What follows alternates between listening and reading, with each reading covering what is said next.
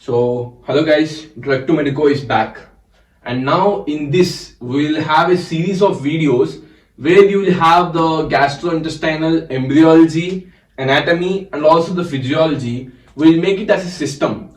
So, in this video, you will get to know the basic embryology of GIT and which should be known. We will not discuss the complete embryology, we will discuss only the part which is necessary for the GIT. So, this video is completely based on embryology of GIT. So let's go fastly and see what is there in this. So now we'll start how the trilaminar disc is turned into the primitive gut tube, and this primitive gut tube is divided into certain segments which will be very useful for our knowing the blood supply and the innervation of the tube.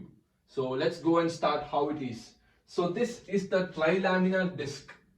The trilaminar disc is having the cranial end, and this is the cranial end, and this is the caudal end, that is the towards the mouth and towards the anus. So we'll just make the tube towards turn into the vertical position. To understand it easily, we can understand the correlation between the digestive tract and the tube. So we'll make this as cranial end and this as the caudal end. So guys, now you need to know that the trilaminar disc after the 4th week will be converted into the, due to different modifications in the different embryological folds, it turns into the tube, and this tube is known as the primitive gut tube. So this primitive gut tube is very important to be noted, just because the segments which we divide in this tube are very important for to know what exactly is innervating it and what exactly the blood supply is. So now we will see the cranial end and the caudal end. So we just made the diagram to be shifted like this.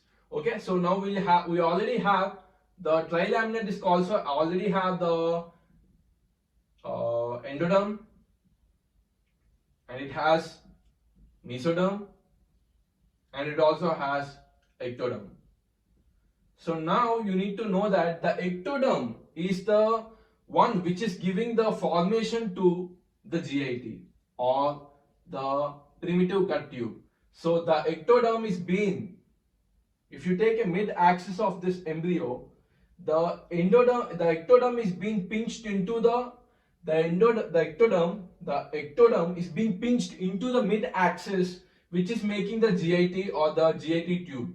And you also should make a note that if you just see this is the part which is being converted into the primitive gut tube. So just make a note here that this mid part is being the mid part of this. Okay, so here if you consider in the primitive gut tube, you will see that here we have the midgut. So the midgut is being having we have yolk sac here. So this yolk sac is being considered to be attached with the midgut till the 8th week of gestation. So we need to remember here that the ectoderm, which is being having the ectoderm is the only part of the trilaminar disc which is giving rise to the GIT. So this is the one which you need to remember. The trilaminar disc is having the ectoderm, and this ectoderm is having yolk sac, and yolk sac is connected to the midgut, and this ectoderm is being converted into the primitive gut tube. So now you need to know that the cranial end is towards the mouth side and giving rise to the foregut. So the foregut is the part which is towards the cranial end, that is towards the cranial end, that side and the above. So we did make the diagram towards this side just because the foregut is having the parts from, we have the foregut from esophagus till duodenum. So till the foregut is considered as the esophagus till duodenum, and the midgut is considered as from the duodenum to the initial or proximal duodenum to proximal 2/3 of transverse column. So the foregut, midgut, and finally we have hindgut. So this hindgut is from the distal 1/3 of transverse column to the pectinate line of anal canal.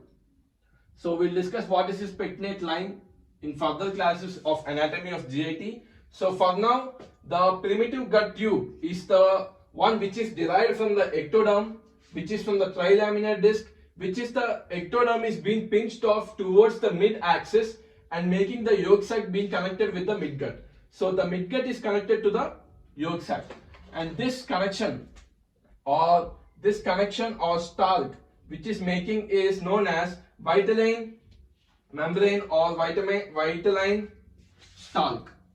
This is vitelline stalk, and then we have this. This should be noted here. This is vitelline stalk, and then we have on the mouth should be derived from a membrane known as the oropharyngeal membrane. We have a membrane towards the cranial end which is known as the oropharyngeal membrane. This oropharyngeal membrane towards the cranial end, oropharyngeal membrane. So this oropharyngeal membrane will be converted or differentiated into, after breakage of this membrane, will have mouth. So this oropharyngeal membrane which is towards the cranial end is making the mouth. And what about the caudal side? We have caudal side. On the caudal side, we again have one more membrane known as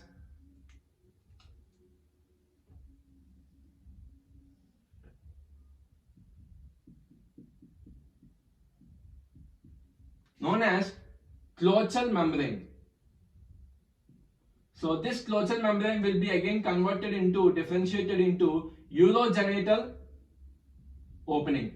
So this urogenital opening is towards the caudal end.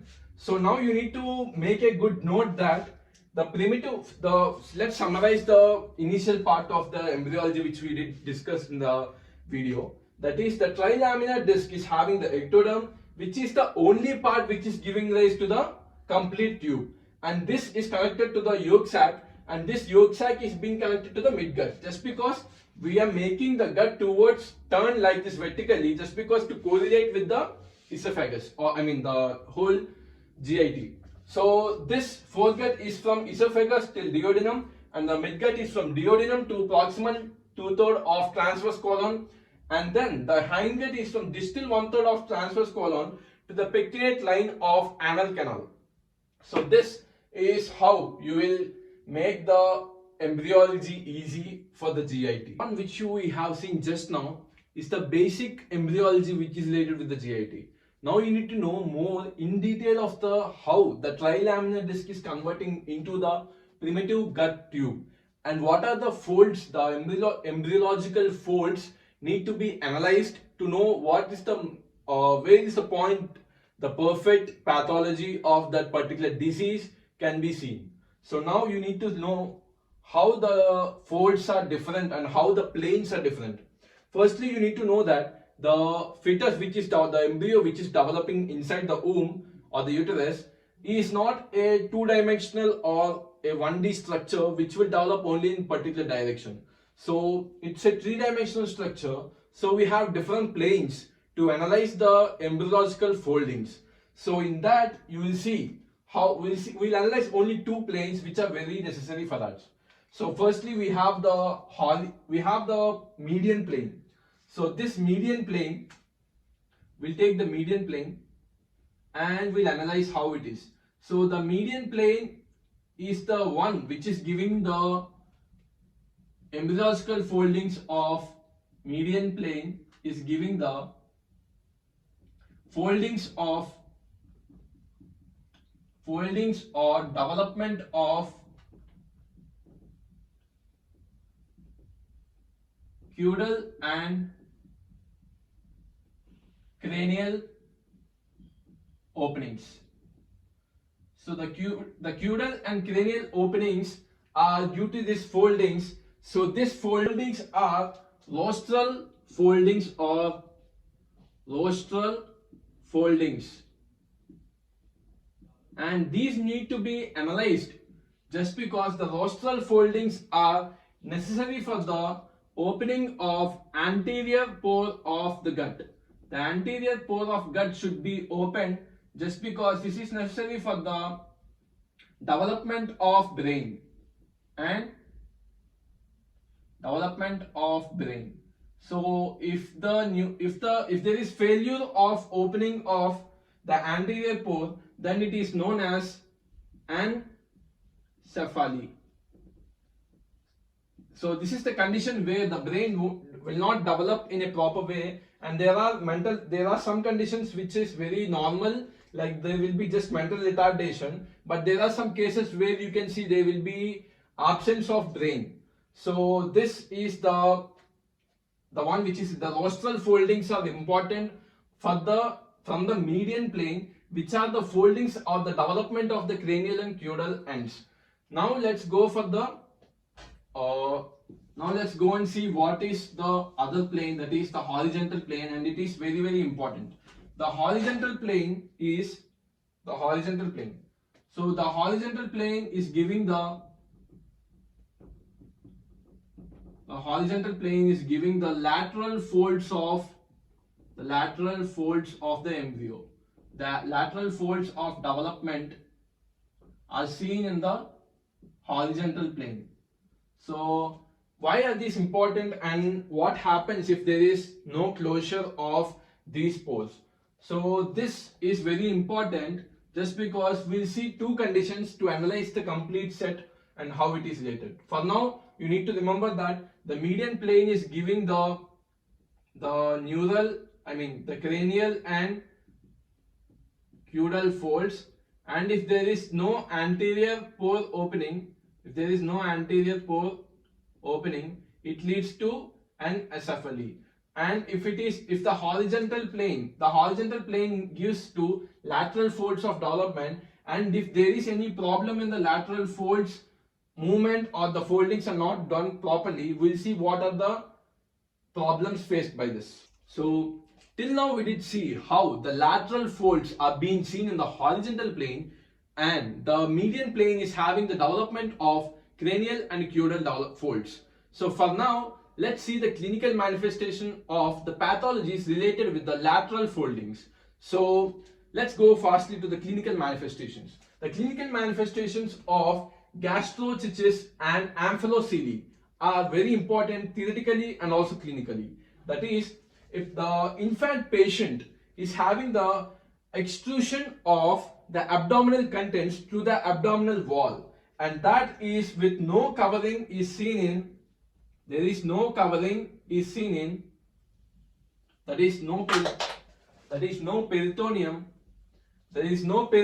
in the gastrointestinal, whereas in amphaloceles the abdominal contents are extruded just because of the failure of the lateral walls are being folded into the near the umbilical ring. So there is covering. So here the covering is sealed. There is peritoneum is present, whereas it is sealed into a sac. That's what we call it as amphaloceles. So this sac is representing, the O is representing the sac, and the sac is shiny, like purple color, shiny coverage, which is having the abdominal contents which are thrown out into the umbilical cord. So this is amphaloceles. Whereas one more thing which we need to have a clinical or the theoretical thing which you need to importantly remember is, here we can see there is no inherited problems. That is, there is no congenital abnormalities. No inherited problems. That is, no congenital problems. Whereas here you have congenital problems. That is, we have, maybe for example, we can take it as trisomy in 13th or 18th chromosome. So gastrocysts and amphalocyli, you can clinically manifest that these both are different, whereas the similarity is they both will throw out the abdominal contents through their abdominal walls. That is, in here you can see that the abdominal contents are thrown out into the umbilical cord, and it has particular covering which is shiny in nature. Whereas here there is no covering, and you can see that the G is representing here with no covering. Whereas here there is covering. And then you need to remember that there is no inherited problems in gastrocysts. Whereas in amphalocyli, we have congenital problems, that is the trisomy in 13th or 18th chromosome. So this is very important clinical manifestations related with the embryology of the lateral folds development, which is in the basic embryology of GIT. Thanks. I hope you will check my Instagram and follow Drug to Medico for more updates. Thanks.